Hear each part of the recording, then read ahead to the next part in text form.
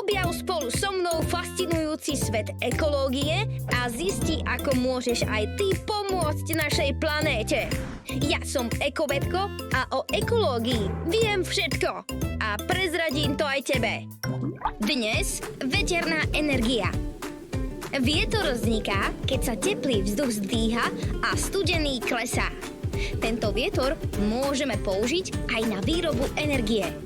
Veterné turbíny sú ako obrovské mixéry, ale namiesto miešania cesta premieňajú vietor na elektrinu. Keď vietor fúka na lopatky turbíny, tie sa začnú točiť. Keď sa turbína točí, točenie sa prenáša na veľký generátor, ktorý vytvára elektrickú energiu. Čím silnejšie vietor fúka, tým rýchlejšie sa turbína točí a tým viac elektriny vyrobí. Ale aj mierny vietor vie vytvoriť dosť energie na svietenie či pozeranie televízie. Veterná energia je čistá a neznečisťuje ovzdušie. Mnohí si myslia, že veterné turbíny sa oplatí stavať len tam, kde veľmi fúka. Ale pravdou je, že aj v miestach s miernym vetrom môžu turbíny vyrábať energiu efektívne. A vedel si, že najväčšie veterné farmy na svete sú na mori? Napríklad vo Veľkej Británii sú obrovské turbíny na vode, kde fúka silnejší vietor. Na Slovensku sa veterná energia zatiaľ veľmi nevyužíva, ale máme tu potenciál pre výstavbu nových veterných parkov, napríklad pri Piešťanoch či na Záhorí.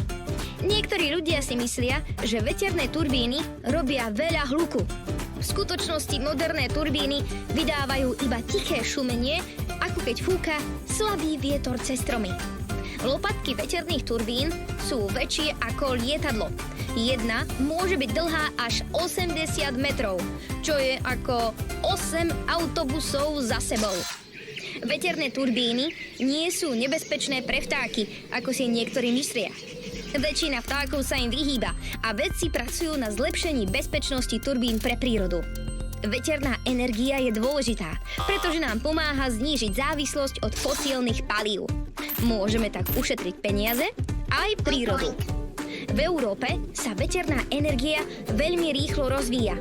Napríklad v Dánsku tvoria veterné turbíny viac ako polovicu spotreby elektriny celej krajiny. Vietor je zadarmo a nikdy sa neminie. To znamená, že veterná energia je veľmi lacná a dlhodobo výhodná. Ak by sme v budúcnosti mali viac veterných turbín, mohli by sme znížiť ceny elektriny pre všetkých. Kamaráti, takúto príležitosť si predsa nemôžeme nechať odfúknuť.